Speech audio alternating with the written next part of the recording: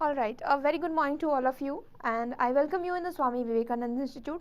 जो topic we are covering in the teaching aptitude is regarding the learning. और learning में जब हम बातें कर रहे थे कैरेक्टरिस्टिक के बारे में, क्योंकि हमने सिलेबस में ये देखा कि ये है आपकी सिलेबस जिसमें आपको लर्नर के कैरेक्टरिस्टिक पूछे जाते हैं। बट जब हमने PYQ एनालाइज किया तो हमने ये देखा कि most of the question has been asked from theory portion. ज़्यादातर क्वेश्चन आपको कहाँ से आ रहे हैं? थियरी से आ रहे हैं, सिद्धांत से आ रहे हैं। और उसी चीज़ों को ध्यान में रख करके what we are going to start today is the theory.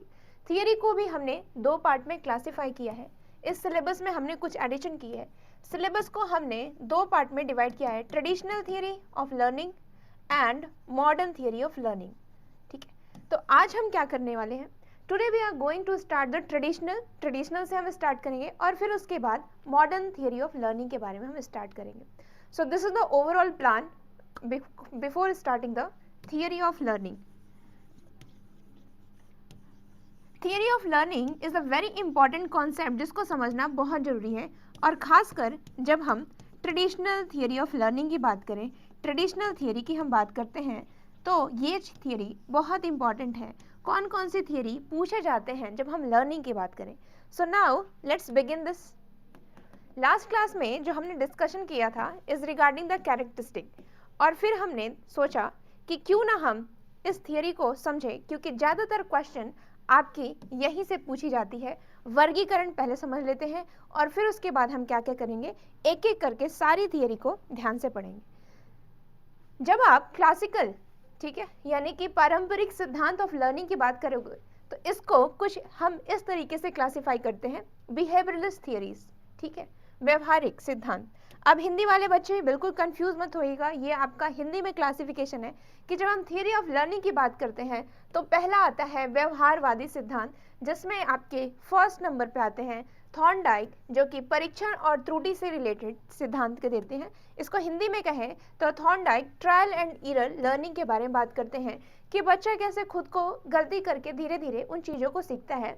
That is Thorndike की थियरी। ठीक है, दूसरा जो व्यवहारवादी सिद्धांत में आता है वो है पावलोव, शास्त्रीय कंडीशन, कि बच्चे के अंदर या फिर जब भी हम लर्न करते हैं तो कैसे हमारे अंदर कुछ सीखने की क्षमता को डेवलप किया जाता है। और जब हम पावलोव की क्लासिकल कंडीशनिंग देखेंगे तो हम इनके एक्सपेरिमेंट को भी देखने की कोशिश करेंगे।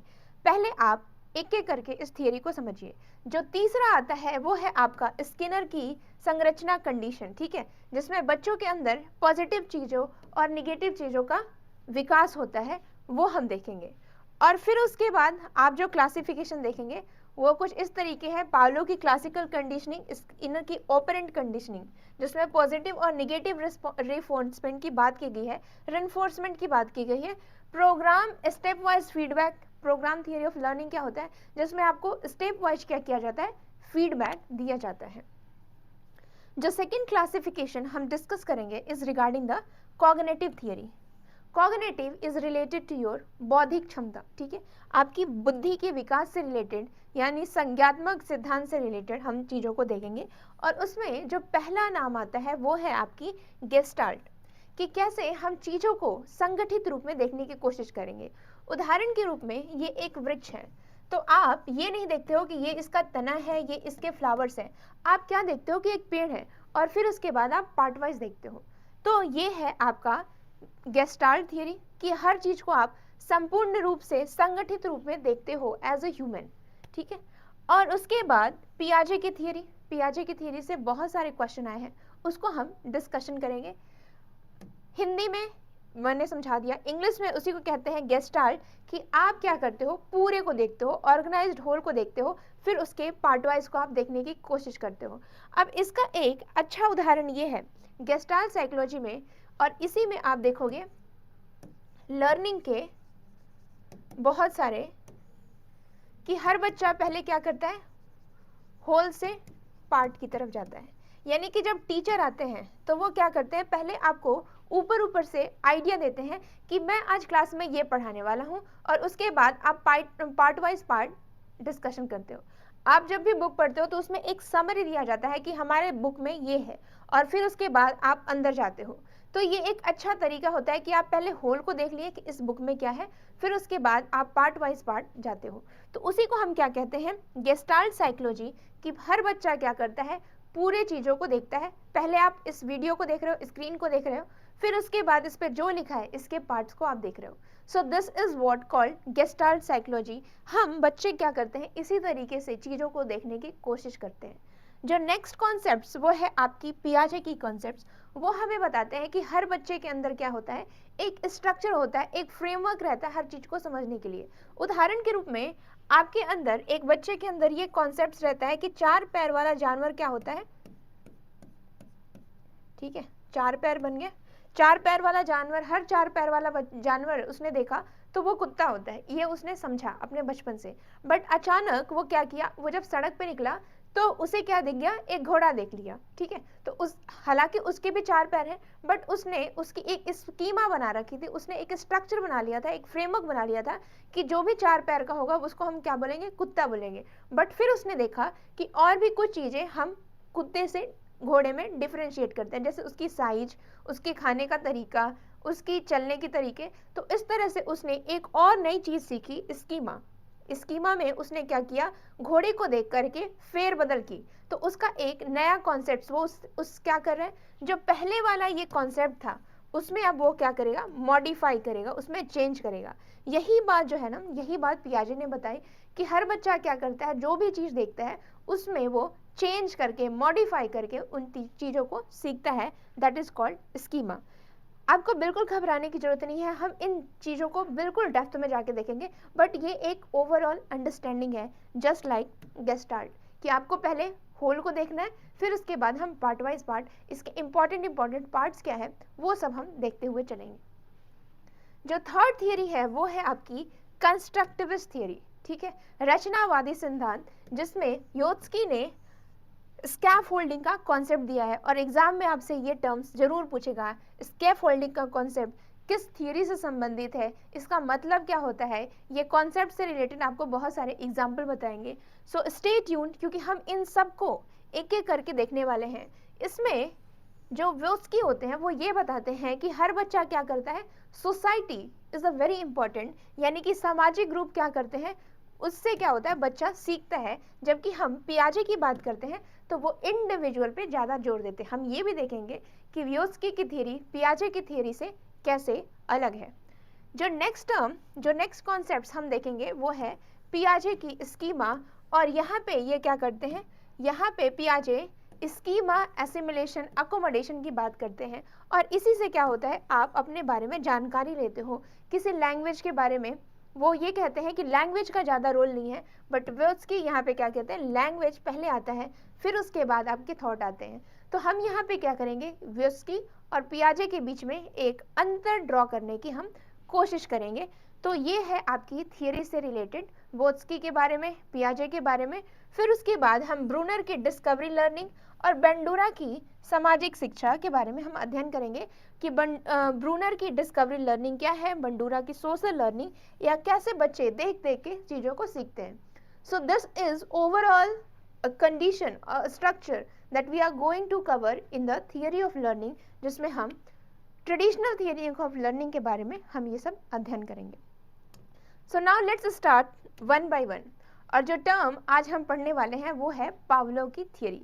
और ये सब चीज़ें आपको आराम से इंटरनेट पे मिल जाएंगी, आप वेरी वेल माइंड पे जाकर देखिए, ये सब चीज़ों को बहुत ही अच्छे से डेप्थ में क्या किया गया है, एक्सप्लेन किया गया है। उसी के बारे में हम थोड़ा सा डिस्कशन करेंगे।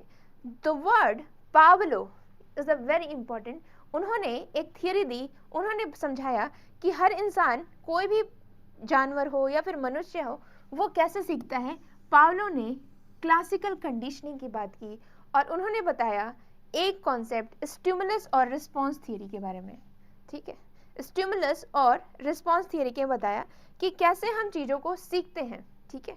तो पावलोव ने क्या किया, there is a dog, let me zoom it, ठीक है। और ये थियरी कुछ नहीं, ये आपको स्टिमुलस और रिस्पॉन्स के थ्रू आपको क्या किया जा रहा है, सिखाने की कोशिश की जा रही है, ठीक है।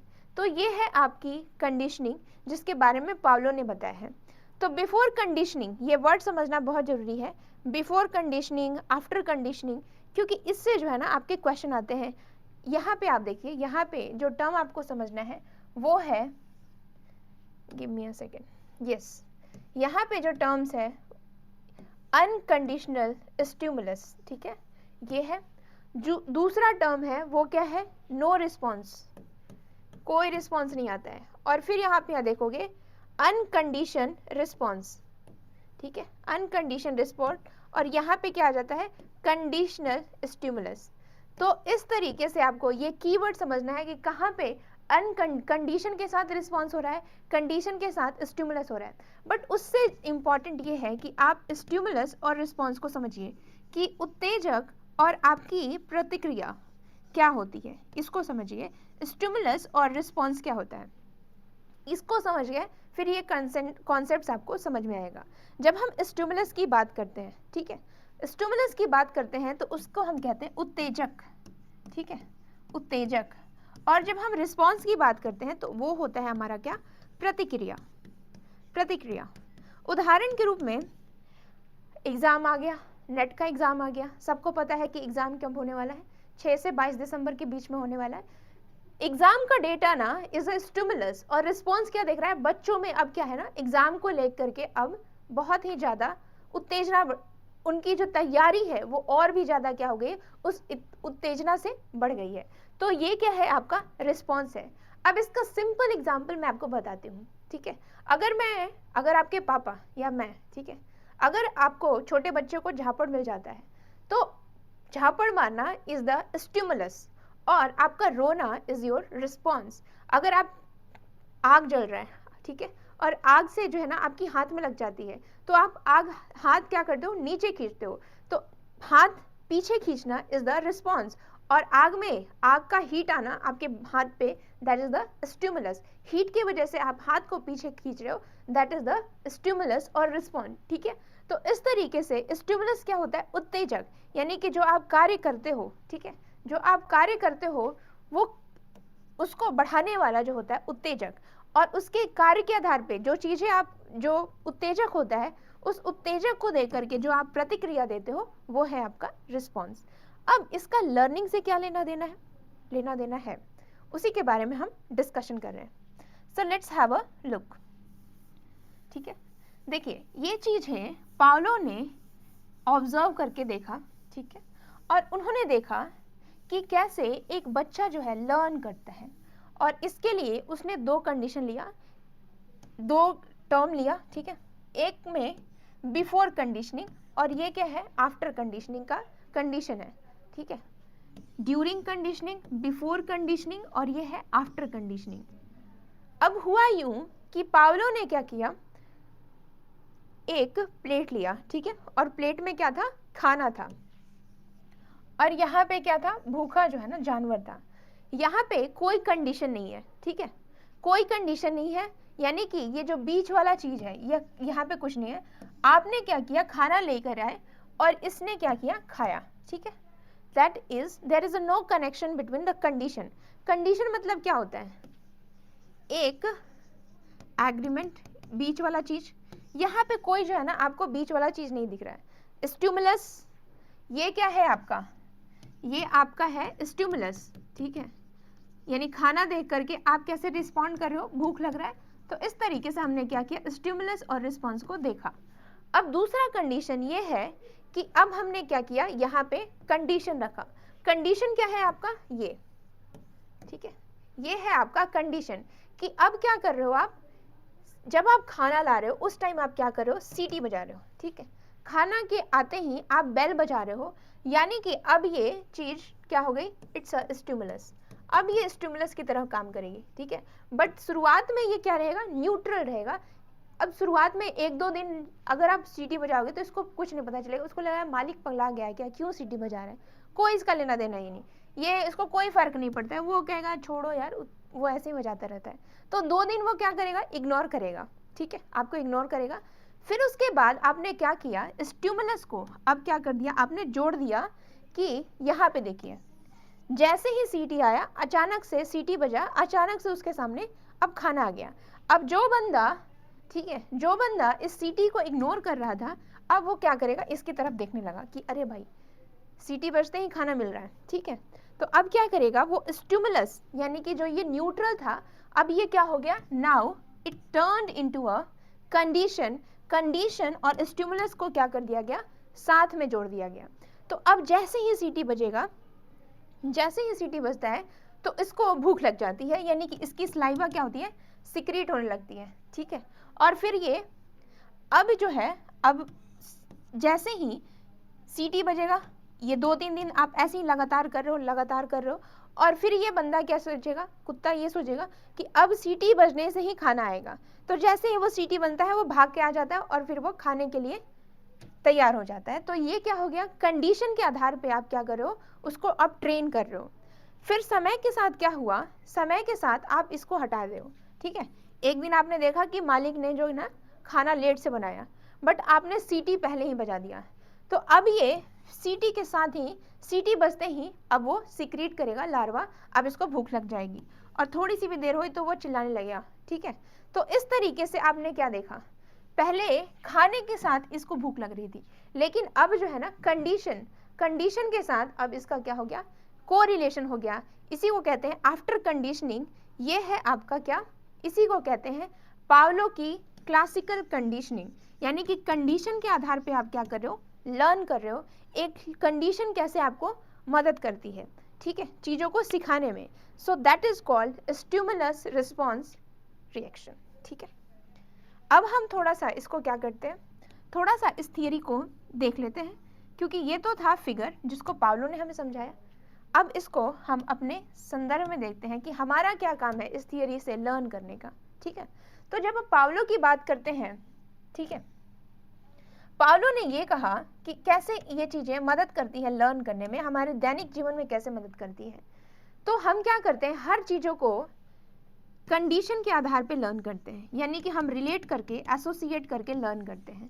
तो relation of one and event with other, और ये सब क्या है, इसी को कहते हैं स्टिमुलस रिस्पॉन्स थियरी, ठीक है। तो आप क्या करते हो, हर इवेंट को किसी से जोड़ करके आप चीज़ों को लर्न करते हो, और इसी को कहते हैं कंडीशनिंग। स्टिमुलस रिस्पॉन्स थियरी में पावलो की क्लासिकल कंडीशनिंग यही बताती है कि कैसे आप कंडीशनिंग के थ्रू लर्निंग करते हो, ठीक है। तो ये है आपकी पावलो की थियरी। अब दूसरा जो थियरी हमें पढ़ना है in the traditional theory is the Skinner की ऑपरेंट कंडीशनिंग, ठीक है। स्कीनर की ऑपरेंट कंडीशनिंग भी बहुत इंपॉर्टेंट है, क्योंकि इससे भी जो क्या होता है आपके क्वेश्चन आते हैं, ठीक है। तो यहाँ पे हम देखते हैं, ये है हमारे स्कीनर, और इन्होंने हमें बताया कि पॉजिटिव रीइंफोर्समेंट क्या होता है, नेगेटिव रीइंफोर्समेंट क्या होता है। तो इसके बारे में हम डिस्कशन कर रहे हैं। स्किनर ने क्या बताया, ऑपरेट कंडीशनिंग एंड लर्निंग के बारे में हमें बताया। So let's have a look, ठीक है। यहाँ पे जो टर्म हमें समझना है वो है पॉजिटिव और निगेटिव, ठीक है। यहाँ पे जो चीज हमें समझना है वो है पॉजिटिव रीइंफोर्समेंट, और दूसरा है क्या, नेगेटिव रीइंफोर्समेंट, ये वर्ड, ठीक है। देखिए, जब भी हम पॉजिटिव की बात करते हैं, द वर्ड पॉजिटिव का मतलब होता है आप किसी चीज को देते हो, किसी पर्सन को लर्न कराने का, यानी कि किसी पर्सन को सिखाने का जो तरीका होता है वो है अवार्ड, ठीक है, और पनिशमेंट, ठीक है। अगर मान लीजिए कि आप क्लास में फर्स्ट आते हो, ठीक है, तो आपके पापा क्या करते हैं, आपको कहते हैं ना कि ठीक है मैं तुम्हें साइकिल दे दूंगा, तो आप क्या करते हो, you will motivated to learn more thing, आप और भी कोशिश करते हो नई नई चीज़ों सीखने का। तो ये किस तरह का हो गया, यानी कि आपको साइकिल देना, आपको फ़ोन देना, आपकी पसंदीदा चीज़ों को देना, दैट इज़ पॉजिटिव, ठीक है, पॉजिटिव रीइंफोर्समेंट। लेकिन जब हम निगेटिव की बात करते हैं, नकारात्मक रीइंफोर्समेंट की बात करते हैं, तो आपसे जो आपकी चीज़ें होती हैं उससे आपको ले लिया जाता है, यानी कि आपको उससे दूर कर दिया जाता है। अब आप मान लीजिए क्लास में अच्छा परफॉर्म नहीं कर रहे हो, तो आपकी मदर कहेंगी कि अच्छा because of the phone you are not studying well, तो वो क्या करती है, आपकी फ़ोन और आपकी टॉय, जो आपकी मन की चीज़ होती है, उससे आपको क्या कर दिया जाता है, दूर कर दिया जाता है, और यहाँ पे आपको क्या किया जाता है, वो दे दिया जाता है। तो जब हम पॉजिटिव की बात करते हैं तो आपको चीज़ों को देना, ठीक है, और जब हम निगेटिव की बात करते हैं तो आपसे वो चीज़ों को, जो आपकी पसंदीदा चीज़ें हैं, उससे ले लेना। तो ये है पॉजिटिव और निगेटिव रीइंफोर्समेंट। अब इसका हम उदाहरण समझते हैं। पॉजिटिव रीइंफोर्समेंट क्या होता है, निगेटिव रीइंफोर्समेंट क्या होता है। पॉजिटिव पनिशमेंट क्या होता है और निगेटिव पनिशमेंट क्या होता है, ठीक है। जब हम रीइंफोर्समेंट की बात करते हैं, ठीक है, पॉजिटिव रीइंफोर्समेंट की बात करते हैं, तो आपको for example you achieve a very well in your class, ठीक है, तो आपके पापा आपको एक चीज़ देते हैं कि ठीक है आप जो है ना अच्छे से परफॉर्म करो और मैं आपको वॉच दूंगा, तो फिर उसके बाद आप खुश हो जाते हो। तो इट मीन्स कि आपको क्या किया जा रहा है, ये कहा जा रहा है कि आपको हर बार अच्छा परफॉर्म करना है जिससे आपको क्या मिले, हर बार गिफ्ट मिले और you feel motivated about that. आपको ये आप सोचते हो कि मुझे और भी अच्छा परफॉर्म करना है ताकि मुझे प्रेज किया जाए। तो इस आपके अंदर क्या किया जा रहा है, रीइंफोर्समेंट किया जा रहा है आपको चीज़ों को दे करके, ठीक है। अब हम निगेटिव रीइंफोर्समेंट में यहाँ से बच्चे से वो चीज़, अगर मान लीजिए आपकी क्लास में परफॉर्मेंस खराब हो गई तो आपकी मन पसंदीदा चीज़ वापस ले ली जाती है, दैट इज निगेटिव रीइंफोर्समेंट। अब हम थोड़ा पनिशमेंट की बात कर लेते हैं। यहाँ पे क्या किया जाए, आपको पनिश किया गया, ठीक है, कुछ चीज़ें आपको दे करके। उदाहरण के रूप में आपने चोरी की, ठीक है, आपने कोई चीज़ ऐसी कर दी घर में जा करके जो कि आपकी मम्मी और पापा को पसंद नहीं है, तो वहाँ पे क्या होगा, जहाँ पे आपको सारे घर में सेवई मिल रहा था, ठीक है, आपको वहाँ पे उस दिन क्या मिल गया, करेला खाने को मिल गया। यहाँ पे भी क्या दिया जा रहा है, यहाँ पे भी आपको दिया जा रहा है, बट ये आपके पसंद का नहीं है क्योंकि ये पनिशमेंट है, तो आपको दिया जा रहा है but not on your choice, तो उसको हम क्या कहते हैं, पॉजिटिव पनिशमेंट। अब निगेटिव पनिशमेंट का मतलब क्या होता है, आपकी उन चीज़ों को ले लेना, ठीक है, जो भी आपको अच्छा लगता है उसको ले लेना, यहाँ पे भी क्या होता है, पनिशमेंट होता है। तो यहाँ पे आपको कुछ सिखाई जा रही है और यहाँ पे आपको इम्प्रूवमेंट की चांसेस दे करके ले करके आपको क्या किया जाता है, रीइंफोर्स किया जाता है, पनिश किया जाता है। और स्किनर ने इसी तरीके से हमें बताया कि बच्चे इसी तरीके से क्या करते हैं, लर्न करते हैं मोटिवेट होकर के और फिर अपने जो पसंदीदा चीज़ है उसको कैरी ऑन करके, ठीक है। तो ये सब चीज़ें हमने देखी जब हम ऑपरेंट कंडीशनिंग की बात कर रहे थे। अब थोड़ा हम थियरी पे आते हैं, ठीक है। उनके बारे में जब आप देखोगे ना, जब आप पॉजिटिव रिस्पॉन्स देते हो, ठीक है, फॉर एग्जाम्पल आप किसी को फ़ोन दे रहे हो अच्छा परफॉर्मेंस आने के बाद, तो वो क्या करता है, वो उन चीज़ों को रिपीट करने की कोशिश करता है, ठीक है। लेकिन जब हम निगेटिव रीइंफोर्समेंट देते हैं तो वो क्या करता है, वो उसको दोहराने की कोशिश नहीं करता है, ठीक है। तो ये होता है आपका पॉजिटिव और निगेटिव रीइंफोर्समेंट, ठीक है। तो ये है स्किनर से रिलेटेड ऑपरेंट कंडीशनिंग और इसके प्रभाव को हम देखते थे कि पॉजिटिव और निगेटिव, ठीक है, रीइंफोर्समेंट और पनिशमेंट से एक बच्चे पे क्या इफेक्ट पड़ता है, ठीक है। रीइंफोर्समेंट और पनिशमेंट से, किसी पनिशमेंट देने से बच्चे पे क्या प्रभाव पड़ता है और वो कैसे चीज़ों को लर्न करता है, ये है स्किनर की operant conditioning. Now let's come to the next theory, that is cognitive development theory. और ये एक बहुत इंपॉर्टेंट थियरी है जिससे रिलेटेड हर बार क्वेश्चन आपसे पूछे जाते हैं, और वो है आपकी पियाजे की, जीन पियाजे की कॉग्निटिव डेवलपमेंट थियरी, ठीक है। बच्चा कैसे अपने विकास को सीखता है, कैसे किसी चीज़ों को सीखता है, उसके बारे में बताया जाता है। और आपका बौद्धिक विकास कैसे होता है, ठीक है। कॉग्निटिव मतलब आपके दिमाग से रिलेटेड। देखिए ये वर्ड बार बार आएगा, आपसे बार बार पूछा जाएगा, कॉग्निटिव का मतलब क्या होता है। कॉग्निटिव का मतलब होता है बौद्धिक, आपका बौद्धिक विकास, दैट इज कॉग्निटिव, कि आपका बौद्धिक विकास कैसे होता है, इसके बारे में जो है ना जीन पियाजे ने एक थियरी दी, और वो थियरी कहा जाता है cognitive development theory. Cognitive development theory के बारे में जीन पियाजे ने कुछ इस तरीके से बताया कि एक बच्चा जो होता है उसका जो बौद्धिक विकास वो आपके लेयर्स में होता है, जिसको उन्होंने बताया स्कीमा। उन्होंने इस टर्म को बताया स्कीमा। अब ये स्कीमा वर्ड समझिए, schema word is a blueprint, आपके ऊपर एक ढांचा, एक संरचना रहता है, उसी को हम क्या कहते हैं, स्कीमा। और ये एक बिल्डिंग ब्लॉक रहता है कि आप कोई चीज़ कैसे सीखते हो, this is what called schema. अब देखिए ये बच्चे क्या करते हैं, जब किसी चीज़ को लर्न करते हैं तो उसकी एक स्कीमा डेवलप्ड होती है। जैसे मैंने आपको डॉग का एग्जाम्पल देके बताया कि शुरुआत में जब उसने डॉग को देखा तो उसने ये देखा कि 4 पैर वाला जो जानवर होता है उसे डॉग कहते हैं। अचानक उसे 4 पैर वाला जानवर घोड़ा दिख गया, तो उसने क्या किया, उस स्कीमा को चेंज करने की कोशिश की कि नहीं, साइज भी मैटर करता है, ठीक है। सिर्फ आपकी पैर होना इट्स नॉट, कैट भी तो, उसके भी तो 4 पैर होते हैं। तो उसने क्या किया, जो स्कीमा था उसमें थोड़ी सी चेंजेस की और उसी के बारे में एसिमुलेशन और अकोमोडेशन कहता है। और ये सारी चीज़ें हमेशा बैलेंस में ही रहता है। अब मैं इसको थोड़ा एक एग्जाम्पल्स के थ्रू समझाती हूँ। पियाजे की थियरी, और उन्होंने एक बहुत इंपॉर्टेंट कॉन्सेप्ट दिया स्कीमा के बारे में। बट मैं चाहती हूँ कि क्यों ना आप इसको बहुत ही थोड़ा आप थियोरेटिकल वे में देखें, फिर लास्ट में हम क्या करेंगे, we will try to classify जितने भी थियरी हमने पढ़ी है ना उसको अकोमोडेट करेंगे, जितने भी थियरी। अब देखिए इसको थोड़ा आप देख लीजिए, स्कीमा क्या होता है, एक ब्लूप्रिंट होता है, ठीक है, एक ब्लूप्रिंट होता है जिसके बारे में आप जानते हो कि मान लीजिए ये पेन है, पेन कैसा होता है इसके बारे में आपको जानना है कि पेन राउंड होता है, यहाँ पे उसकी नोकीली ये चीज़ें होती है, दैट इज पेन, ठीक है। और अचानक आपने क्या देखा, अचानक आपने देखा कैमरा, ठीक है, जो कि पेन की तरह ही है, ठीक है, पेन कैमरा, और वहाँ पे क्या है, it's act like as a camera. आपने पेन कैमरा देखा होगा, वहाँ पे क्या होता है, सारी जो चीज़ें रिकॉर्ड होती रहती है और इसके अंदर क्या होता है, मशीन लगा रहता है। तो उसने ये देखा कि जो चीज़ें नोकीली होती हैं या इस शेप में होती है उसे हम पेन कहते हैं। बट उसने क्या देखा, जब वो आगे गया तो उसने देखा कि कैमरा भी तो इसी शेप का होता है। जो कैमरा हम यूज़ करते हैं खुफिया विभाग के लिए, वो कुछ इसी तरीके से क्या करते हैं और फिर वो एज अ पेन की तरह दिखता है।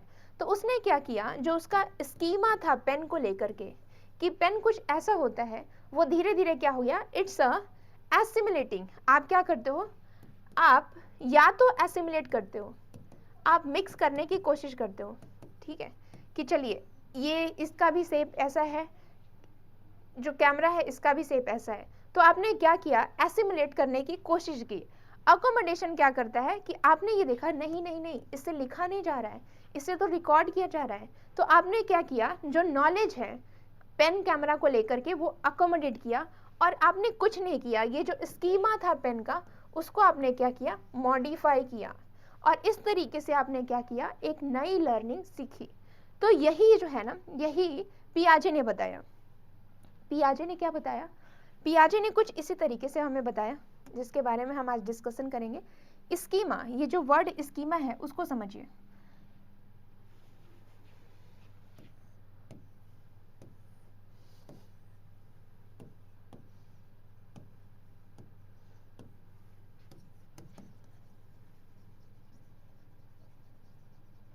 आप कुछ नहीं करते हो, आप क्या करते हो, इस स्कीमा को क्या करते हो, बैलेंस करते हो, और फिर क्या करते हो, एसिमिलेट करते हो। और इससे क्या होता है, आपकी लर्निंग जो है ना, कभी आप ऊपर कभी नीचे। एसिमिलेट में you are adjusting, accommodation, assimilate से मतलब कि आप उसमें मिश्रण कर रहे हो, ठीक है, एक नए नॉलेज का मिश्रण कर रहे हो। आप देख रहे हो कि पेन कैमरा भी यही है, ये भी है, आप सिमिलरिटी और डिफरेंसेस देख रहे हो, और सिमिलरिटी और डिफरेंसेस देख करके आप क्या कर रहे हो, एक नई अंडरस्टैंडिंग क्रिएट कर रहे हो, दैट इज पेन कैमरा, ठीक है। और यहाँ पे आपकी स्कीमा किसकी तरह थी, पेन की तरह थी, कि हर नुकीली चीज ऐसी जो स्ट्रक्चर होगी दैट इज अ पेन। फिर उसके बाद आपने क्या देखा, एसिमिलेशन देखा कि अरे इसकी भी नुकीली ये है, ये भी क्या किया जाता है, बट इससे हम लिख नहीं सकते हैं, we can't write what, it's just a shape, shape similar होने से, बट लिखने भी तो जरूरी है, उसमें इंक भी डालना जरूरी है। हालांकि कुछ कुछ कैमराज वैसे होते हैं, बट इसका डबल यूज आपने देखा, that is different from pen. और उसके बाद आपने एक नई चीज सीखी, उसी को हम क्या कहते हैं, अकोमोडेशन। और यही बात पियाजे ने कही, पियाजे ने इसी को कहा, it is always in equilibrium. एक बच्चा के अंदर कोई चीज कैसे सीखता है, स्कीमा, उसके उस अपने स्कीमा को वो क्या करता है, मॉडिफाई करता है। और यहाँ पे इंडिविजुअल ही इंपॉर्टेंट है, सोसाइटी का कोई रोल नहीं है। ये बहुत इंपॉर्टेंट कॉन्सेप्ट्स है, यहाँ पे उन्होंने इंडिविजुअल को इंपॉर्टेंट माना। इंडिविजुअल के पास नॉलेज होती है जो वो क्या करते हैं, सोसाइटी को वो नेग्लेक्ट करते हैं, और इन्होंने कहा individual is the most important then the society. Individual ही क्या करता है, इन सब चीज़ों से अपने जितनी भी नॉलेज है वो क्या करता है, वो स्कीमा से सीखता है, उसको मॉडिफाई करता है और फिर उन चीज़ों को देखता है। तो ये थी कि एक छोटे बच्चे के अंदर या फिर कोई पर्सन है उसके अंदर नॉलेज का कैसे विकास होता है।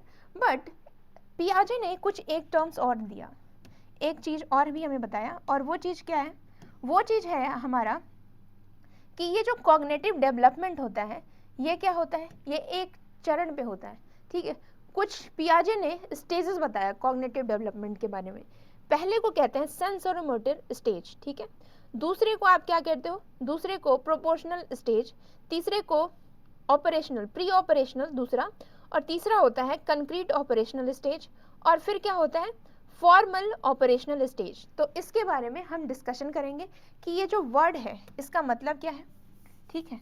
तो एक एक करके हम इन चीज़ों को डिस्कस करेंगे जो कि पियाजे ने बताया कि एक बच्चे के अंदर कॉग्निटिव यानी कि संज्ञानात्मक विकास कैसे होता है, उसी के बारे में हमने देखा।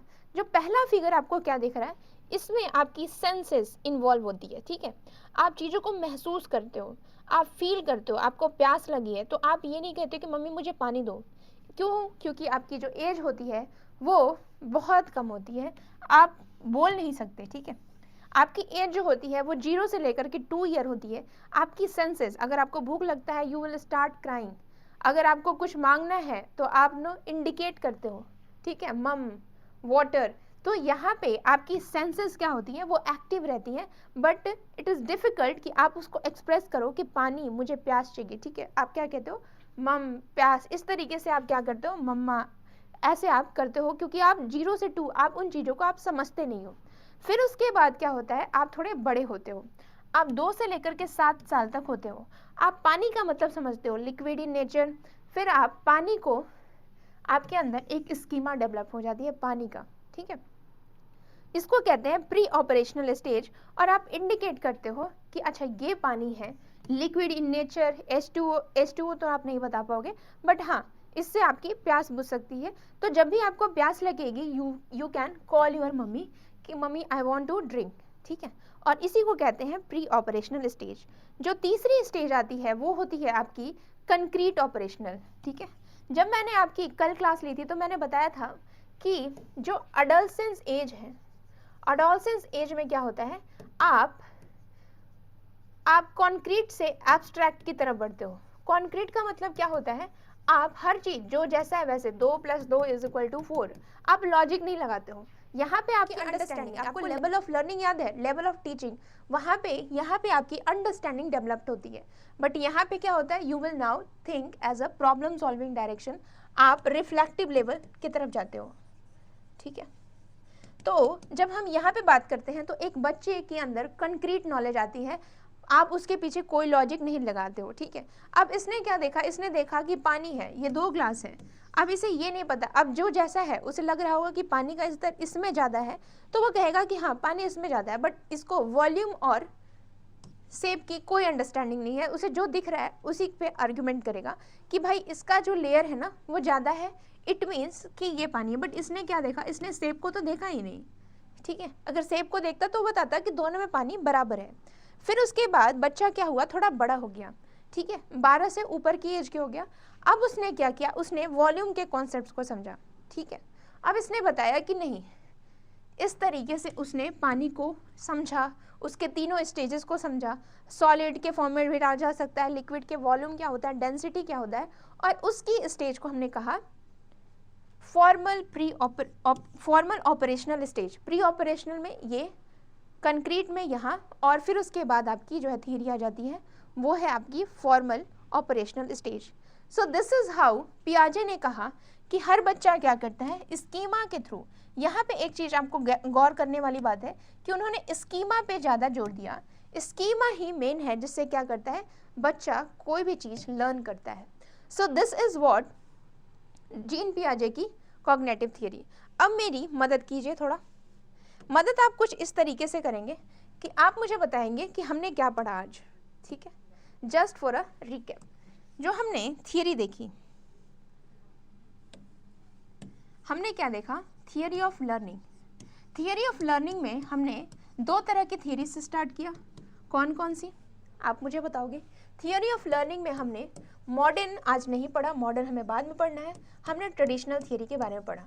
ट्रेडिशनल थियरी में हमने आज 3 तरह की थियरी देखी, कौन कौन सी, थोड़ा सा हम रिकैप करते हैं। पहली जो थियरी थी वो थी पावलोव, ठीक है। दूसरी हमने ऑपरेंट क्लासिकल कंडीशनिंग देखा, और ये थियरी किसने दिया? स्किनर। देखिए ये सब चीज़ें आती है, कौन सी थियरी किसकी है? स्किनर की। पावलो ने क्या दिया? इन्होंने स्टिमुलस कंडीशनिंग थियरी दी, classical conditioning theory, classical conditioning theory. और इसमें उन्होंने बताया कंडीशन के बारे में, स्टिमुलस और रिस्पॉन्ड के बारे में, कैसे जो है ना स्टिमुलस और रिस्पॉन्ड के थ्रू हम सीखते हैं। और उन्होंने क्या किया? डॉग के एग्जाम्पल्स के थ्रू हमें समझाया। जब स्किनर की बात हुई तो स्किनर की ऑपरेंट क्लासिकल कंडीशनिंग में इन्होंने रीइंफोर्समेंट और रिवॉर्ड के बारे में बात किया कि कैसे आपकी पॉजिटिव और निगेटिव रीइंफोर्समेंट होती है, ठीक है। और यहाँ पे इन्होंने पनिशमेंट की भी बात की, रिवॉर्ड की भी बात की, ठीक है, पनिशमेंट और रिवॉर्ड की बात की। फिर उसके बाद हमने क्या देखा? हमने पियाजे को देखा, जीन पियाजे की, और इन्होंने जो थियरी दी वो थी cognitive development theory. Cognitive development theory में हमने क्या देखा? हमने कॉन्सेप्ट देखा स्कीमा का। स्कीमा क्या होता है, ठीक है। एसिमिलेशन क्या होता है? आप उसको सिमिलर और डिफरेंट दिखाने की कोशिश करते हो, एसिमिलेशन। और फिर उसके बाद आप उनको चेंज करते हो, दैट इज अकोमोडेशन। आप उसको अकोमोडेट करने की कोशिश करते हो, जो स्कीमा पहले है उसको आप इम्प्रूव करने की कोशिश करते हो। और फिर यहाँ पे उन्होंने 4 स्टेजेस बताए लर्निंग की, ठीक है। कौन कौन सी? कंक्रीट, प्री ऑपरेशनल, ठीक है, और क्या था? ऑपरेशनल, ठीक है, और सेंसरी मोटर, ठीक है, सेंसरी मोटर स्टेज। तो इस तरीके से हमने आज क्या देखा? आज हमने देखा थियरी के बारे में, और उसमें हमने क्या देखा? उसमें हमने क्लासिकल थियरी के बारे में देखा। हमने यहाँ तक जो है ना स्किनर के ऑपरेंट पाउलो थॉर्नडाइक, और फिर उसके बाद थोड़ा सा हमने पियाजे के बारे में देखा, स्कीमा के बारे में।